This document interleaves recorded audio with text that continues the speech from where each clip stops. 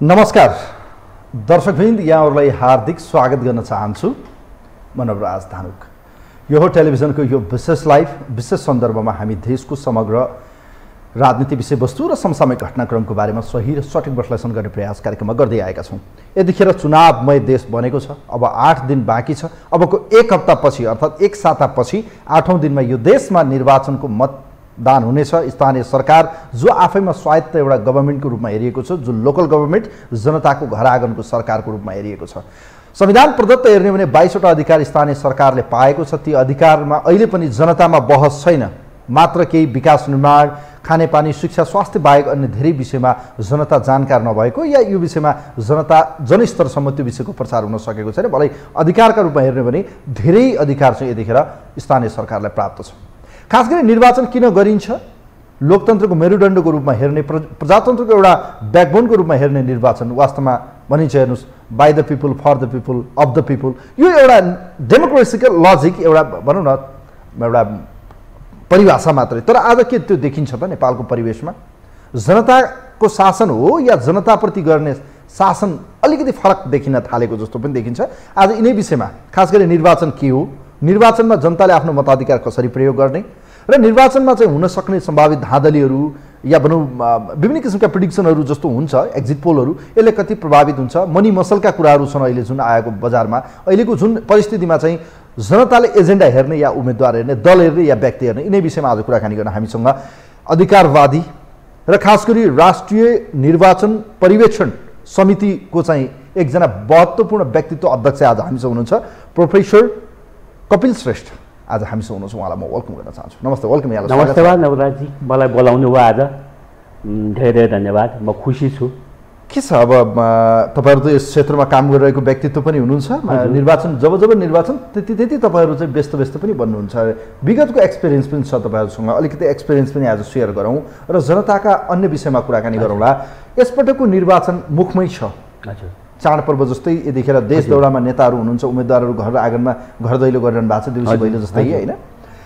अब 8 दिन बाँकी छ। हजुर, अब अर्को शुक्रबार त चुनाव लगभग एउटा मतदान हुनेछ। हजुर, चुनाव लागिरहँदा तपाईँहरूलाई कसरी चुनाव लागिरहेको छ? चुनावलाई कसरी हेरिरहनु भएको छ? यसपटकको यो आवधिक निर्वाचन विगतमा चाहिँ यसरी रेगुलरली 5 इयरमा हुन्थेन, तर यसपटक चाहिँ ठ्याक्कै 5 वर्षमा हुँदैछ। उत्साहपूर्ण पाउनु भएको छ कि छैन? चुनावलाई कसरी हेरिरहनु भएको छ? सबभन्दा पहिला तपाईँको प्रश्नको जवाफ दिनतिर म लाग्छु। सबैभन्दा पहिला मलाई मेरा केही कुरा राख्ने अवसर दिनुभयो, त्यसको लागि धन्यवाद। त एउटा लोकतान्त्रिक प्रजातान्त्रिक व्यवस्थामा चुनावको के महत्त्व हो? के हो त है?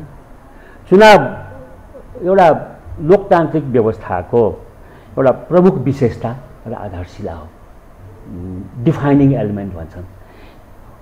यो स्वच्छ, स्वतन्त्र र विश्वसनीय चुनाव नै एउटा व्यवस्थालाई यो लोकतान्त्रिक व्यवस्था हो भनेर चिनाउँछ। जुन व्यवस्थामा चुनाव स्वच्छ, स्वतन्त्र, विश्वसनीय र धाँधली रहित हुन्न, त्यो व्यवस्था यो नक्कली मयूर जस्तै, उसले जतिसुकै म प्रजातान्त्रिक छु, म संसारको महान लोकतान्त्रिक छु, जेसुकै छ नि फुर्ती लगाए पनि त्यसलाई प्रजातान्त्रिक अथवा लोकतान्त्रिक व्यवस्था भन्न मिल्दैन। एक किसिमले भनौँ भने इलेक्सन है, इलेक्सन भनेको चुनावहरू एउटा डेमोक्रेसीको लागि एउटा जीवनदायी तत्त्व, अक्सिजन जस्तै। यसले लोकतन्त्रलाई जीवन्त बनाउँछ। यसले निर्वाचित जनप्रतिनिधिहरूलाई जनताप्रति उत्तरदायी र संवेदनशील बनाउँछ भने लोकतन्त्रलाई यसले सबल र सुदृढ बनाउन सहयोग पुर्याउँछ। निर्वाचन नै ठिक भएन, निर्वाचन नै ठिकसँग गरिएन, निर्वाचन नै धाँधलीपूर्ण भयो, निर्वाचनमा धाँधली गर्ने सम्भावना भयो, ठाउँ रह्यो भने त्यो निर्वाचन प्रतिपादक परिणाम ल्याउने खालको हुन्छ। त्यसले लोकतान्त्रिक व्यवस्था मात्रै होइन, मुलुककै अखण्डतालाई समेत त्यसले नकारात्मक असर पार्न खोज्छ। यो मुलुकमा जातीय, धार्मिक अरू विद्वेष र अरू विद्रोहहरूका बीजारोपण गर्न सक्छ। यसैले निर्वाचन दिस सुड बी जेन्युइन। निर्वाचनमा स्वच्छता र निर्वाचन निष्पक्ष हुनुपर्छ। यसमा नो कम्प्रोमाइज। यसैले हामीले यो नेपालमा 40 सालमा जब जनआन्दोलनको बलले यो तथाकथित पञ्चायती व्यवस्थालाई फाल्यौँ, किनभने त्यो आन्दोलनको एउटा प्रमुख अगाडि नागरिक समाजको तर्फबाट अगाडि बढ्ने व्यक्तिमध्ये मै पनि थिएँ, मै पनि हुँ कि तब नेपालमा एक किसिमको फेरि प्रजातान्त्रिक व्यवस्था पुनर्स्थापना भयो, चुनाव हुने भयो।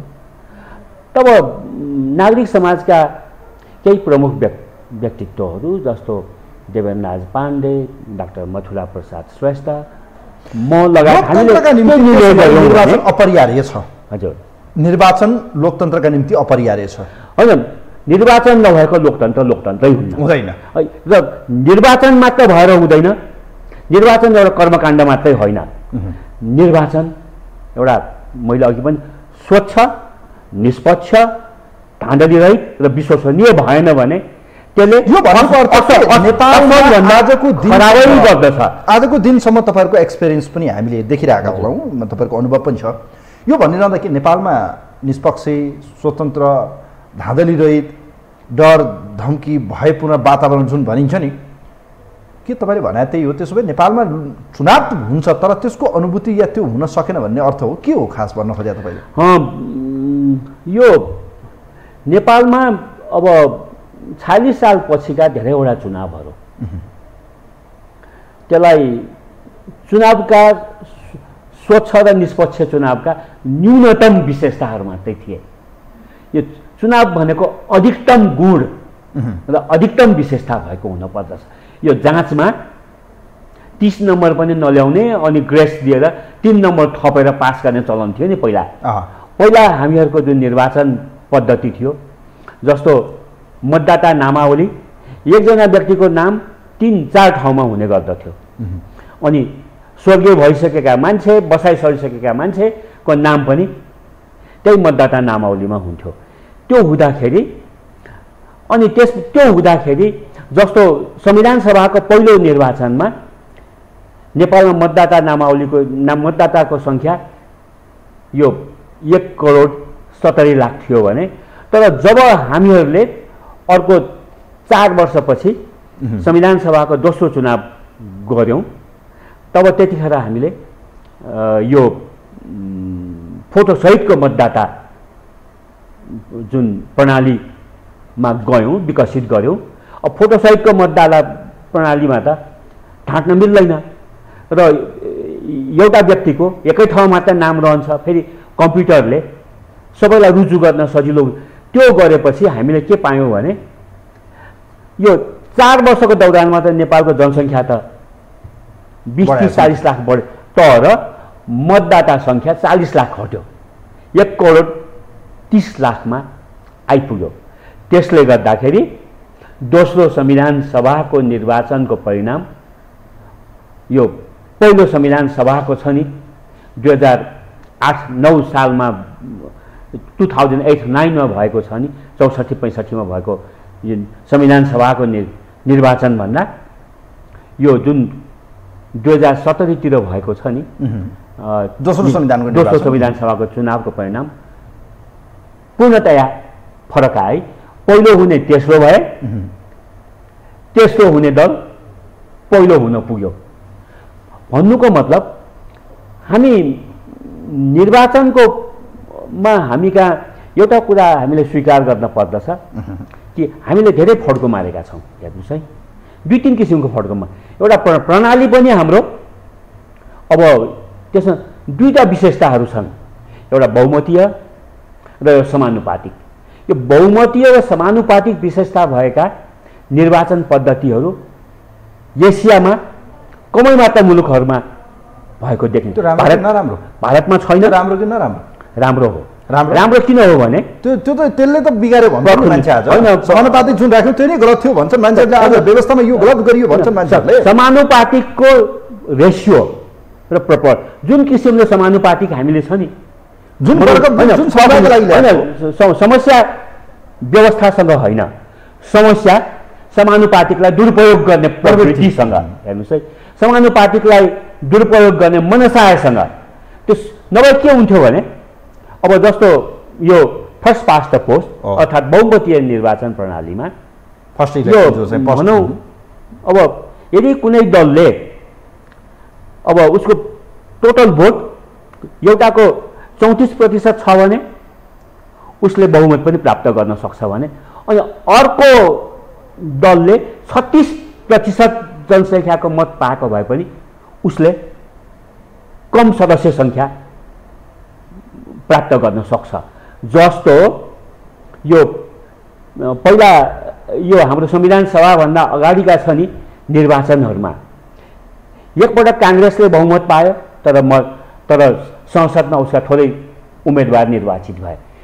एकपटक नेकपा एमाले ठुलो बहुमत पाए तर उसका सदस्य सङ्ख्या कम भयो थोरै भयो भन्नुको मतलब यो बहुमतीय व्यवस्था फर्स्ट पास्ट पोस्ट भनेको यो 5 जना उम्मेदवारहरू चुनावमा लड्छन् 5 जना भनेपछि 100 मा 5 जना भनेपछि त तपाईले 15-20% मत पाए पनि तपाईँ जित्नुहुन्छ भन्नुको मतलब 60-70% त खेर गयो नि गएन तर यो समानुपातिकमा के त भने यो जुन खेर गएको मत छ नि खेर गएको मतको आधारमा समानुपातिक हिसाबले विभिन्न श्रेष्ठज्यू मैले यो विषय अलिकति फेरि हामी फरक विषय किन भयौँ भने अब यो फेरि अहिले लोकल इलेक्सन भएको कारणले गर्दा यसमा के दिनु यसमा त्यो समानुपातिक हुँदैन यसपटक मतपत्र जसरी छ नि यसमा मतपत्र निर्वाचन नै हुन्छ मतपत्र निर्वाचन प्रमुख आयुक्त जुन प्रमुख निर्वाचन आयुक्तले भन्नुभयो यसपटक मतपत्र अलि जब्बर पनि पारेको छ भन्नुभयो तर मतपत्रमा हेर्दाखेरि मतदाता शिक्षाको कुरा पनि गरौँ होइन मतदान कसरी गर्ने मतबदर नहोस् भन्ने हाम्रो उद्देश्य हुनुपर्छ अब सबैभन्दा महत्त्व किन चुनाव त हुने नै भयो अबको एक सातापछि चुनाव हुन्छ यत्रो यो जमाना त डिजिटलाइज भइसक्यो हेर्नुहोस् है विश्वमा हामी अहिले फेरि परम्परागत धराको त्यो कागजी पानामा लागिरहेको अवस्था देखिन्छ यसपटकको मतपत्रलाई कसरी हेर्नु भएको छ तपाईँले यो कति झन्झटिलो छ कति सहज छ प्लिज मतदाता अब यो यसमा दुईटा विकल्पहरू छन् एउटा हामीसँग कागजको मतपत्रमा छाप हालेर बाकस ढाङमा खसालेर गन्ने अनि अर्को इलेक्ट्रोनिक भोटिङ मेसिन जुन इलेक्ट्रोनिक मेसिन हुन्छ जस्तो हाम्रो ल्यापटप जस्तो अथवा हाम्रो यो ट्याबुलेटिङ मेसिन जस्तो त्यहाँ मतदाताले आफूलाई मन परेको पार्टी अथवा मन परेको उम्मेदवारलाई थिचेपछि र त्यसको सजिलो के भने त्यसमा धाँधली गर्न पनि गाह्रो छ र अझ सबैभन्दा सजिलो मतगणना गर्दाखेरि 7 दिनसम्म रातारात गरेर गनिराख्न पर्दैन सबै यो भोटिङ मेसिन्सहरू 100 वटा 200 वटा 300 वटा 400 हरेक निर्वाचन सेन्टर पछि त्यसको जनताको छ नि मतदाताको सङ्ख्याको आधारमा त्यो भोटिङ मेसिनहरू प्रयोग हुन्छ एउटा भोटिङ मेसिनमा 1000 भन्दा बढ्ताको स्पेस हुँदैन मानिलौँ 4000 छ नि मतदाता छन् भने 4 वटा भोटिङ मेसिन हुन्छ त्यो सबै एक ठाउँमा भयो भने अनि त्यो जुन यो इलेक्ट्रोनिक स्पेशलिस्टहरूले त्यहाँ त त्यो थिच्ने बित्तिकै सबै एकैछिनमा केही घण्टामा नै सबै उम्मेदवार र दलहरूको कसले कति मत पाएको छ स्पष्टसँग आउँछ र कति भोट बदर भएको छ त्यो पनि स्पष्ट यसरी रात दिन छ नि गरिरहनु पर्यो तर त्यसको पनि के समस्या हुन्छ भने त्यो किन प्रयोग भएन प्लिज सठिकमा जवाब चाहन्छु सर हैन प्रयोग नहुनुको कारण समय हामीसँग प्रयोग नहुनुको कारण म भनिदिन्छु दुईटा छ एउटा त यो इलेक्ट्रोनिक भोटिङ मेसिनहरू नेपालमा बन्दैन भारतमा बन्छ र एउटा भोटिङ मेसिनलाई 17,000 देखि 25,000 30,000 सम्म लाग्न सक्दछ है र यसैले नेपालको लागि 30-40 हजारवटा भोटिङ मेसिन चाहिन्छ एउटा चुनावको लागि है, अझ त्योभन्दा पनि बढी चाहिन्छ, अझ त्यो एउटा अल्टरनेट स्टक पनि राखिराख्नु पर्दछ है। भनेपछि कि भारतमा यो भोटिङ मेसिन निर्माण गर्ने कम्पनीहरूले अथवा भारत सरकारले ती भोटिङ मेसिनहरू नेपाललाई उपलब्ध गराउन तयार छ त, अथवा सुरुको जुन लगानी हो नि एउटा भोटिङ मेसिनलाई 17,000 20-25 हजार भनेको त त्यसलाई गुणन गर्नुहोस् त अर्को 40-50 हजारमा, त्यो त करोडौँ पर्ने भयो नि, अरबौँ नै साथ पर्छ होला है। अनि त्यसपछि यो भोटिङ मेसिन मैले देखेको छु एकपटक छ नि पहिला पोखरामा झापामा 2-4वटा एउटा चुनिएका निर्वाचन क्षेत्रहरूमा यी भोटिङ मेसिनहरू प्रयोग भएको थियो। त्यो भोटिङ मेसिन एक ठाउँमा बिग्रँदाखेरि काठमाडौँबाट भोटिङ मेसिन सरप्लस ल्याउनको लागि त्यहाँ मतदान 4-5 घन्टासम्म रोकिएको छ। हेर्नुहोस् है, सानो एउटा बिग्रँदा पनि हाम्रा एक्सपर्टहरूले बनाउन सकेका थिएनन्। सायद अहिले हाम्रो इलेक्ट्रोनिक्ससँग सम्बन्धित धेरै एक्सपर्टहरू भइसक्यो त्यो बारेमा हाम्रा, अनि दलहरू पनि तयार हुन पर्यो। जस्तो भोटिङ मेसिन युज गर्ने कि नगर्ने भन्ने बारेमा भारतमा पनि धेरै ठुलो विवाद छ, विवादको बिचमा पनि त्यहाँ भोटिङ मेसिन नै युज भएको छ। सायद भोटिङ मेसिन युज नगरेको भए सायद भारतको लोकतान्त्रिक व्यवस्था त्यहाँ त महिनौँ लाग्छ नि गन्ती। हामी कहाँ जस्तो छ नि बढीमा 2 लाख मतदाता होइन, उनीहरूको मतदाता नै 8 लाख 10 लाख भएको छ नि, एउटा निर्वाचन क्षेत्र छ। त्यो गन्दाखेरि त त्यो त महिनौँ लाग्छ, त्यसले निकै खर्चिलो पनि हुन्छ, तनाव पनि हुन्छ, अनपेक्षित घटनाहरू पनि घट्न सक्छ। हजुर, मेन पावर पनि त्यति नै चाहियो, म्यान पावर पनि त्यति। यसैले गर्दाखेरि अहिलेको मतपत्र तपाईले देख्नु भएको छ, मतपत्र भनौँ न अप्ठ्यारो छ। मतपत्र यो परम्परागत भएकोले यो मतपत्रमा हाम्रो मतदाता पनि अभ्यस्त छन् र मतपत्रलाई गन्ती गर्न हाम्रा निर्वाचन आयोगका जुन अधिकारीहरू पनि गणकहरू अथवा अधिकारीहरू उनीहरू पनि अभ्यस्त छन्। तर यसले असाध्य समय लाग्छ, असाध्य ऊर्जाको प्रयोग हुन्छ। यसैले गर्दाखेरि हुन त अब बेलायतमा पनि हातले नै गन्छन् र युरोपका धेरै देशमा पनि हातले नै गन्छन्, तर अमेरिकामा चाहिँ इलेक्ट्रोनिक भोटिङबाटै हुन्छ। तर तैपनि इलेक्ट्रोनिक भोटिङ पनि अमेरिकामा पनि विवादभन्दा माथि छैन है, यो आफ्नै ठाउँमा छ। यसैले गर्दाखेरि हामीले यो इलेक्ट्रोनिक भोटिङ मेसिनलाई हामी मेन्टेन गर्न सक्छौँ, त्यसलाई दुरुस्त अवस्थामा राख्न सक्छौँ भने एउटा भोटिङ मेसिनले 5 वर्ष 7 वर्ष 8 वर्षसम्म काम लगाउने हामी गराउन सक्छौँ भने भोटिङ मेसिनभन्दा राम्रो अर्को विकल्प छ। ओके, अब जस्तो मलाई भन्नुहोस् त श्रेष्ठज्यू, यसपटक या भनौँ हामी निर्वाचनमा गइरहँदा मतदाताहरू मत किन दिने, मतदान गर्न किन जाने, एउटा विषय यो सन्देश दिनुहोस् तपाईँले। किन मत चाहिँ दिनुपर्छ? मैले पाएको मेरो संवैधानिक राइट्स मताधिकार, this is my the rights for vote होइन, त्यो अधिकार किन प्रयोग गर्ने, किन चुनावमा चाहिँ भोट दिन जाने, चुनावमा भोट दिन जाँदाखेरि के कुरामा ध्यान दिने प्लिज? त निर्वाचन मैले अघि पनि भने लोकतान्त्रिक व्यवस्थाको एउटा अत्यन्त ठुलो महत्त्वपूर्ण विशेषता हो र निर्वाचनमा अमेरिकनहरूले के भन्छ भने यो जुन सरकारलाई मूल्याङ्कन गर्ने एउटा त्यो प्रक्रिया हो र जसले जनताको प्रति गरेका प्रतिबद्धताहरू पुरा गर्दैनन्, अमेरिकनहरूको अझ भाषा छ छोड रास्कल्स आउट, चोर फटाहरूलाई घोक्रे ठ्याक गरेर निकाल्ने एउटै व्यवस्था छ भने निर्वाचन। र निर्वाचन नहुँदाखेरि निर्वाचनले के हुन्छ भने सत्तामा जाने व्यक्तिहरूलाई राजनीतिक व्यवस्थालाई नै 2टा विशेष गुण दिन्छ। एउटा त्यसले वैधानिकता दिन्छ, एउटा त्यसले नैतिक वैधता, मतलब त्यो जनताको स्वविवेक, जनताको मतमा आधारित सरकार, यो कसैको दान दया दक्षिणा भिक्षामा आधारित होइन। अनि अर्को नैतिक रूपले पनि जिम्मेवार बोध गराउने किसिमको व्यवस्था मतदानले गर्छ। त अब संसारमा नेपालमा मात्रै होइन, निर्वाचन लोकतान्त्रिक व्यवस्था भएका सबै देशहरूमा हुन् र चुनावलाई एक किसिमले it's a festival of festivals पनि भन्ने गर्दछ। यो सबै के अरे पर्व र चाडपर्वहरूमध्ये पनि विशिष्ट किसिमको चाडपर्व। त्यसैले नेपालमा देख्नुभएको होला यो मतदाताहरू चुनावको दिनमा गाउँमा पहाडमा मधेसमा तराईमा नयाँ नयाँ लुगा लगाएर एकदम झिलमिल्ल भएर अनुहार उज्यालो भएर, किनभने चुनावले जनतालाई एउटा नयाँ आशाको किरण दिन्छ। Politics of hope. चुनावले यो चुनाव भनेको एउटा बच्चा जन्माउँदाखेरि जसरी मान्छे खुसी हुन्छन् नि, मतदाता आम जनता यो चुनावले एउटा नयाँ बिहानी ल्याउनेछ। यो चुनावले एउटा जनताप्रति बढी जिम्मेवार र सक्षम उम्मेदवारहरू चुनिनेछन् र उनीहरूले सुशासन र जनउत्तरदायी सरकार निर्माण गर्नेछन्।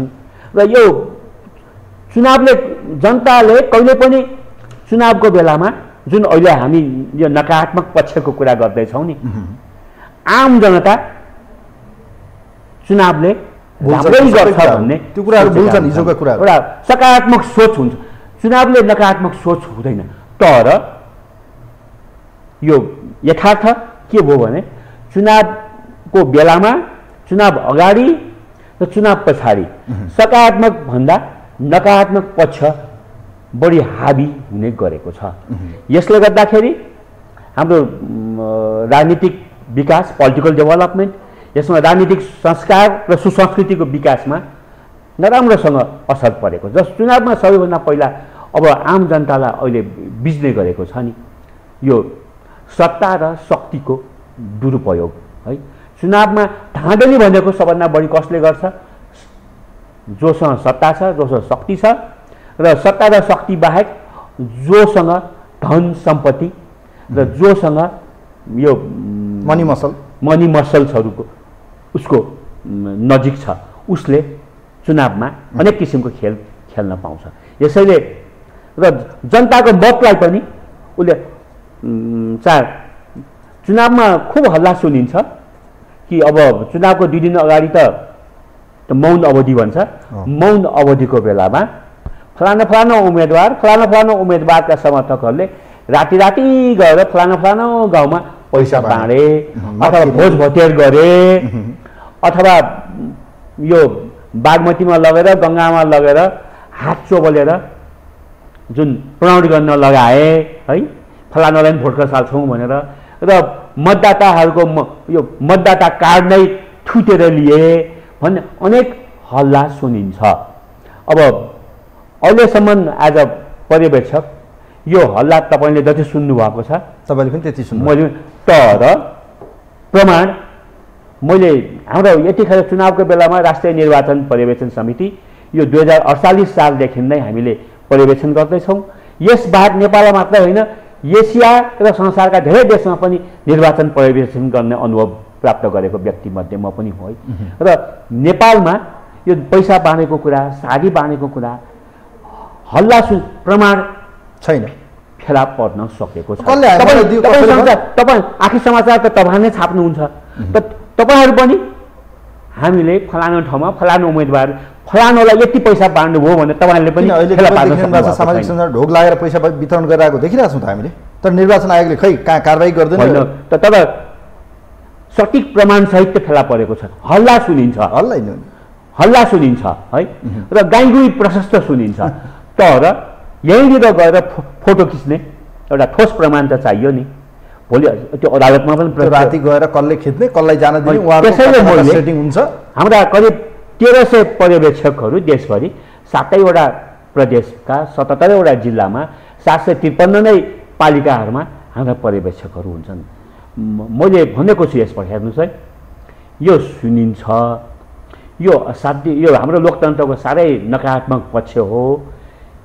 एउटा त फेला पार्नुहोस् तपाईँहरूले, कसले पार्ने? राति 12 बजे अहिलेसम्म रिपोर्ट आएको छ। मान्छेले भन्छ कि ठुलो झन्डा ल्यायो, ठुलो पोस्टर टाँस्यो है, अनि बट्टा बाजा बजाए, यस्तो किसिमको छ नि। यो आचार संहिता उल्लङ्घन भएको कुरा सुनियो। तर यसले गर्दाखेरि के भने यो अहिले निर्वाचनमा उम्मेदवार हुनेहरू हामी को देख्छौँ त भने धेरै जस्तो कि पैसावाला नेपालमा मात्रै भारतमा पनि यो एसियाका धेरै मुलुक जोसँग बढी सम्पत्ति छ, जोसँग बढी धन छ, उसले निर्वाचनमा टिकट पाउने र निर्वाचनमा जित्ने बढी सम्भावना हुन्छ। र अब हिजोको राजनीति त्याग, तपस्या र बलिदानको थियो। मैले 10 वर्ष जेल बसेँ, 8 वर्ष जेल बसेँ, 12 वर्ष जेल बसेँ भन्ने छ नि, उम्मेदवारहरू आउँथे। यसैले मलाई यो काम गरेर तपाईँहरूलाई फेरि सेवा गर्ने मौका, अब त्यो छैन। अब त्यो मान्छेहरूले टिकट माग्ने आँटै गर्दैनन्। उनीहरूले अब एउटा सानो गाउँको वडा सदस्य, वडा अध्यक्ष चुनाव लड्नलाई पनि 50 लाख खर्च हुन्छ है। हुन त निर्वाचन आयोगको, मलाई भन्नुहोस् त यस्तो किन भयो, के कारणले यस्तो बनाइयो, या बन्यौँ हामी या बनाइयो, या यो निर्वाचन प्रणाली यस्तो बनाइरहँदा हामीले यसले कहाँ पुर्याउँछ? किनभने भोलि विचार छ ती मान्छेले राजनीति नगरे भयो नि। यो अत्यन्तै चिन्ताजनक कुरा हो र यसले हाम्रो लोकतन्त्रको जुन एउटा यो नैतिक आधारशिला हो यसलाई क्रमशः क्षय गरिरहेको छ। लोकतन्त्रमाथि जनताको विश्वास क्रमशः कमजोर हुँदै गएको छ। किन भयो भने त्यसको एउटै उत्तर छ, यो आम नागरिक मतदाताहरूमा नागरिक सचेतनाको कमी। आम नागरिकले मतको महत्त्व पनि बुझ्न सकेका छैनन्। आम नागरिकले कस्तो उम्मेदवार, कस्तो दललाई भोट खसाल्न हुन्छ, आम नागरिकहरू आफ्नो जात, जाति, परिवार, लिङ्ग अथवा क्षेत्र, समूह है, एउटा अलिकति यो जुन यो सीमित स्वार्थ र सीमित हिसाबले, जस्तो काठमाडौँमा भनौँ न, सबै दलहरूले मेयर उठाएको छ। हुन त जति पनि उठेका छन् सबै नेवारले राम्रा मान्छेहरू उठेका छन्, तर मान्छेले यसो हेरेपछि तड्कारै एउटै जातिका छन् त, कम्युनिटी त छैन, कम्युनिटी त है। यो जुन किसिमको डेमोक्रेसी भनेको त एउटा त अत्यन्त योग्य मान्छेहरू, योग्य मान्छे पनि उठ्न पनि हिम्मत गर्दैनन्, उठाउन पनि हिम्मत गर्दैन। किनभने बहुसङ्ख्यकहरूले अल्पसङ्ख्यकमाथि चाहिँ जहिले पनि शासन गर्छ भने देखियो पनि छ। दुईवटा छ हेर्नुहोस् है, राष्ट्रमा बहुसङ्ख्यक भनेको सत्तासीन बहुसङ्ख्यक, एउटा कुनै क्षेत्रको छ नि जनसङ्ख्याको हिसाबले भएका बहुसङ्ख्यक। काठमाडौँमा यो उम्मेदवारहरूको चयन गर्दाखेरि काठमाडौँमा जनसङ्ख्याको बहुसङ्ख्यक हिसाबले र फेरि त्यो बहुसङ्ख्यक जनता राजनीतिमा उहाँहरूलाई के छ भने हामी सीमान्तकृत भएका छौँ। राजनीतिमा हाम्रा मान्छे प्रधानमन्त्री पनि बनाइएन, हाम्रा मान्छेलाई ठुल्ठुला मन्त्री पनि बनाइएन, हाम्रो मत मात्रै दुरुपयोग गरियो अथवा हाम्रो मत मात्रै उपयोग गरियो। यहाँ मात्रै होइन, जस्तो पहाडमा पनि गुरुङ, मगर, मधेसमा पनि यी सब कुराहरूमा छ नि। हुँदाखेरि यो भारतमा पनि यस्तै हो, नेपालमा मात्रै होइन। यसैले गर्दाखेरि श्रीलङ्कामा यस्तै हो। यसैले गर्दाखेरि यो जुन हाम्रो नवोदित मुलुकहरू, लोकतन्त्र नयाँ नयाँ आएको मुलुकहरूमा यो आम जनतामा अलि जो राजनीतिक परिपक्वता, राजनीतिक सचेतना र या नागरिक शिक्षा, मतदाता शिक्षामा निर्वाचन आयोगले ध्यान दिएको छ। तपाईँले सायद विश्वविद्यालयमा एमएसम्म पढ्नुभयो। मैले एमएसम्म मैले 43 वर्ष पढाएको व्यक्ति हुँ म है। 43 वर्षमा कहिले पनि हामीले नागरिक शिक्षाको बारेमा एक क्लास पनि पढाएनौँ। कसैले पनि विद्यार्थीहरूसँग अथवा हाम्रै प्राध्यापकहरूको बिचमा अब एउटा राम्रो किसिमको राजनीतिक संस्कार, नैतिकवान बनाउने राजनीतिक असल राजनीतिक संस्कार कसरी निर्माण गर्ने र हाम्रो राजनीतिक संस्कारमा कहाँनिर के कमजोरी छ भनेर हामीले कहिले पनि विश्लेषण त मुहानै फोहोर भयो क्या। मुहानै फोहोर भयो, मुहान फोहोर भइसक्यो, पानी मुहान नै फोहोर। अब त्यो पानी मुहानलाई नै हामीले सफा गर्न इमान्दारीपूर्वक प्रयास गरेनौँ। राजनीतिमा चाहिँ पाखा लाग्यो। त्यो हुँदाखेरि जो चुनावमा लड्छन् र उनीहरूका समर्थकहरू जसरी पनि मेरो उम्मेदवार जित्नै पर्दछ, जसरी पनि मैले चुनाव जित्नै पर्दछ, जसरी पनि ऊ हार्न हुँदैन। चुनावमा एउटा जुन यो स्पोर्ट्सम्यानसिप हुन्छ नि, खेलका नियम अनुसार होइन, ऊ आचार संहितालाई पनि कहाँनिर उल्लङ्घन गर्नुहुन्छ मौका छोपिराखेका हुन्छन् र आचार संहिता उल्लङ्घन गर्दा पनि निर्वाचन आयोगले यदि प्रश्नै उठाएको खण्डमा एउटा काण्डीय जवाफ दिन्छन् र निर्वाचन आयोगले पनि यो आचार संहिता उल्लङ्घन गर्नेहरूलाई आचार संहिता कडा छ तर कारबाही एउटा सानो नसिहतसम्म बाहेक अरू जस्तो भनौँ जरिवाना गर्ने अथवा उम्मेदवारी नै रद्द गर्ने त्यो हिम्मत गरेको छैन। यसको कारण पनि छ जस्तो हाम्रो यो जुन निर्वाचन आयोगका पदाधिकारीहरू छ नि यिनीहरूको चयनमा राजनीतिक प्रभाव अत्यन्त देखिन्छ है। फेरि अधिकांश हाम्रा पदाधिकारीहरू यो हिजो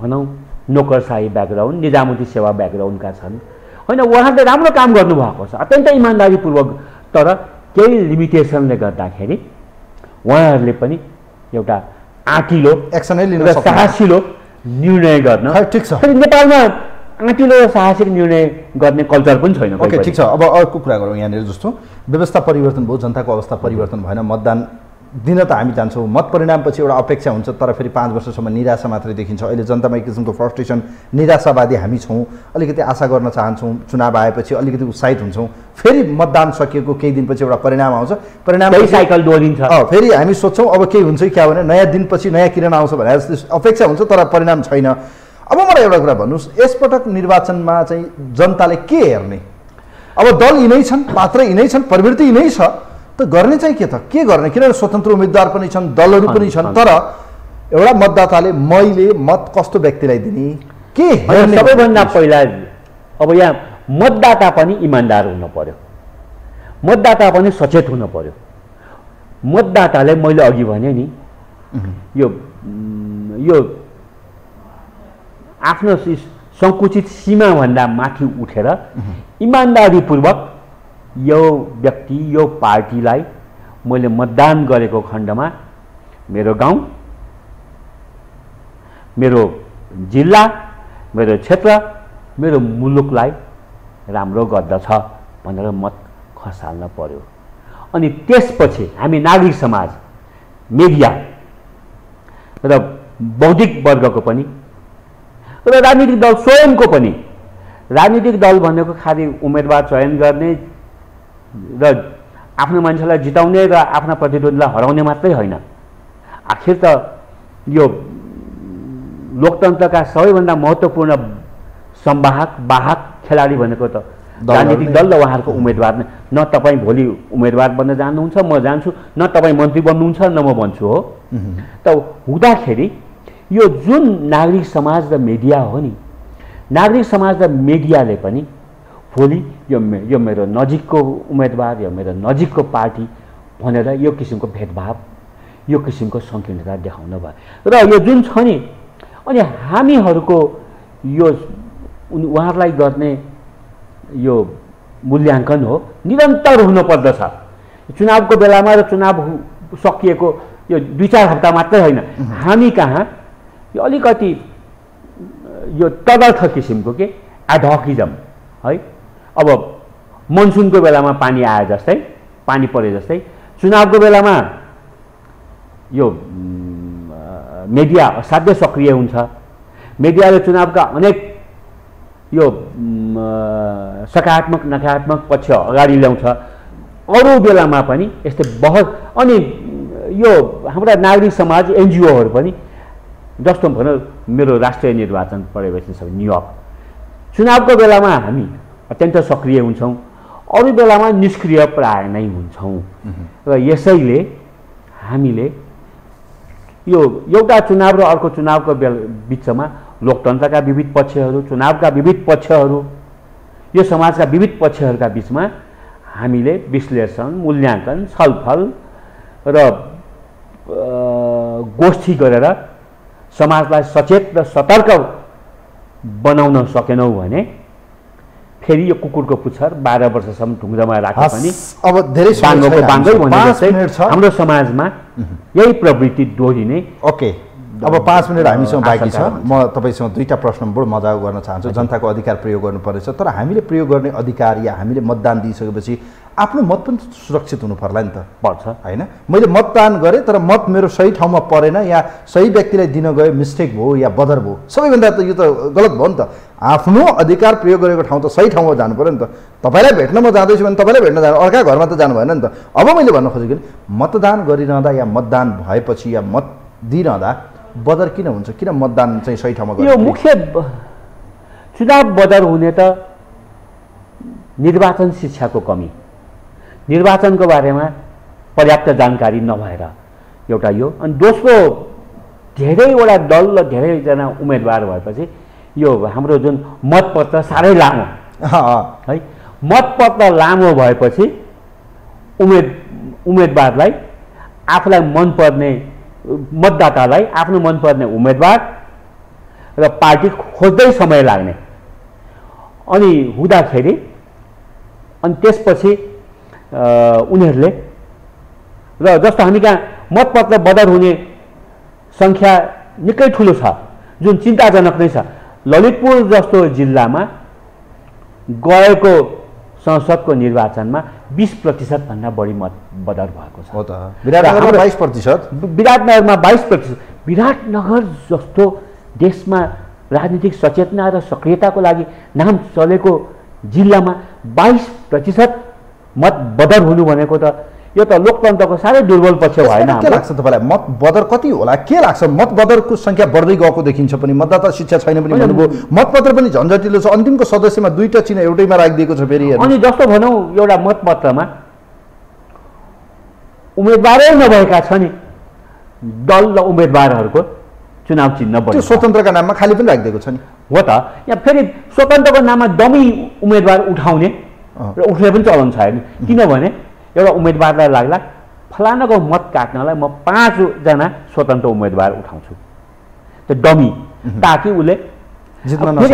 हामी कहाँ त निर्वाचन त धेरै जस्तो छ नि, 15% निर्वाचनको परिणाम 100 देखि 350 कोमा हुन्छ, 15 देखि 25% 300 देखि 500 वा 1000 को बिचमा हुन्छ। हो, उसले 500-700 हजार भोट छ नि, त्यसै गडबड गर्यो भने त सक्यो भने त उसको खेल छ नि, जित्ने एउटा स्ट्राटेजी, मिनिमम स्ट्राटेजी भन्छ नि, त्यो किसिमको रणनीति गर्ने पनि चलन।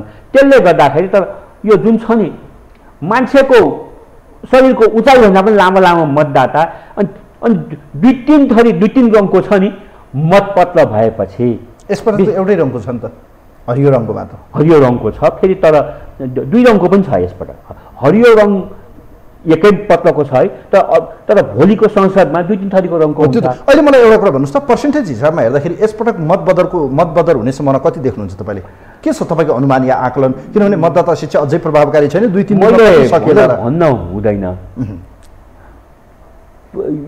योभन्दा अगाडि 2 पटकको निर्वाचनको बेलामा भन्दा उल्लेखनीय रूपमा बदर मत सङ्ख्या घट्ने मैले सम्भावना देखेको छैन। यति नै त अब मलाई पनि हेर्नुहोस् है, आचार संहिता लाग्छ, मैले पनि धेरै कुरा बोल्न अप्ठ्यारो छ हेर्नुहोस्। तर यसरी जुन छ नि, अब जस्तो निर्वाचन आयोगले यसपटक इलेक्ट्रोनिक चुनाव शिक्षा प्रचारमा जोड दिएको छ, डिजिटल त्यसमा, तर सबै गाउँघरमा सबै त्यो पुगेको छैन नि त, त्यसमा उनीहरूले बुझ्दैनन्, पुगेको छैन। हाम्रो मोबाइलको कलमा त आउँछ, तपाईँ हामीलाई त्यो खास जरुरी स्वच्छ राम्रो मान्छे मात्र चयन गरौँ भन्छ, के गरौँ कुन राम्रो दललाई भोट गर्न जाउँ भन्छ। अब त्यहाँ कसैले यो 2 किसिमको, एउटा चुनावको धेरै अगाडि निरन्तर रूपमा हुनुपर्ने निर्वाचन र मतदाता शिक्षा र नागरिक शिक्षा, चुनाव लागेपछि गर्छौँ क्या हामी। चुनाव हुनु 2-3 हप्ता 1-2 महिना अगाडि हुने शिक्षा हुनपर्ने, र यसपटक निर्वाचन आयोगसँग बजेट नभएर हो कि त्यो बारेमा उहाँहरूको आफ्नै डिफ्रेन्सेस भएर हो कि अथवा राजनीतिक दलहरूसँग त्यो किसिममा सहमति समझदारी कायम हुन नसकेर हो कि निर्वाचन आयोगले गर्न सकेको छैन। ठिक छ, अन्त्यमा मलाई भन्नुहोस् यसपटकको निर्वाचनको सन्देश चाहिँ के हुन्छ ठ्याक्कै? होइन, यो स्थानीय निर्वाचन हो, स्थानीय तहको निर्वाचन। स्थानीय तह भनेको लोकतन्त्रको आधारशिला हो। स्थानीय तह भने जसरी यो घरको, यो किन तपाईँ 5 तल्ला माथि अफिस बस्नुभएको छ भने ढुक्कसँग बस्नुभएको छ, कि यसको जग एकदम डह्रो छ, बलियो छ। स्थानीय तहमा त्यहाँका जनता नै सचेत भयो भने, स्थानीय तहमा जुन छ नि स्वायत्त लोकल सेल्फ गभर्नमेन्ट भयो भने उनीहरूले माथि उपल्लो तहको सरकार र संसदसम्मलाई प्रभावित गर्ने हुन्छ र मतदाताहरू आखिर त देशभरिका स्थानीय तह नै मिलेर देशको सबै मतदाता बनेका हुन्छन् नि। यसैले गर्दाखेरि यो स्थानीय तह भनेको गाउँ-गाउँको सिंहदरबार भन्छन्। सिंहदरबार मात्र होइन, गाउँ-गाउँको सरकार हो, यो स्वायत्त सरकार हो। यसैले गर्दाखेरि स्थानीय तहलाई नै हामीले जीवन्त बनाउन सक्यौँ, गतिशील बनाउन सक्यौँ, जिम्मेवार बनाउन सक्यौँ, क्षमतावाद बनाउन सक्यौँ भने हाम्रो लोकतन्त्र धेरै अगाडि बढ्छ भन्ने हामी विश्वास छ। समय र विचारका लागि धन्यवाद दिन चाहन्छु यहाँलाई श्रेष्ठज्यू। दर्शकबिन यो विशेष लाइभ विशेष सन्दर्भमा हामीसँग प्राध्यापक कपिल श्रेष्ठ आज हामीसँग हुनुहुन्थ्यो। अधिकारवादी, राष्ट्रिय निर्वाचन पर्यवेक्षक समितिको चाहिँ केन्द्रीय अध्यक्ष। खास गरी निर्वाचन नजिकै गर्दा मतदाता शिक्षा, निर्वाचन कस्तो बनाउने, भयरहित वातावरण, धाँधली रहित र मतदान किन गर्ने, आफ्नो अधिकार सुनिश्चित गर्ने सवालमा यो इलेक्सन के हो, यस्ता इलेक्सनमा चाहिँ कस्तो विवेक प्रयोग गर्नुपर्छ, कस्ता व्यक्ति चयन गर्नुपर्छ र यो निर्वाचनमा चाहिँ आफू संयमित हुने र मतदान गरिरहँदा पनि बडो ध्यानपूर्वक चाहिँ आफ्ना अधिकारहरू प्रयोग गरेर सही ठाउँमा प्रयोग गर्नुपर्छ भन्ने लगायतको विषयमा कुराकानी गर्यो। संविधानले दिएको यो स्वायत्त अधिकार एउटा आफ्नै गभर्मेन्ट हो, लोकल गभर्मेन्ट, हाम्रो आफ्नै सरकार, तसर्थ पनि यो सरकार राम्रो बनाउनका निम्ति भए पनि तपाईँहरूले आफ्नो मतदान चाहिँ गर्नुपर्छ। आजलाई कार्यक्रम यही बिट पार्छु। कार्यक्रमको अतिथि आजको इन्टायर टिम चाहिँ कार्यक्रमबाट म पनि बिदा हुन्छु। नमस्कार।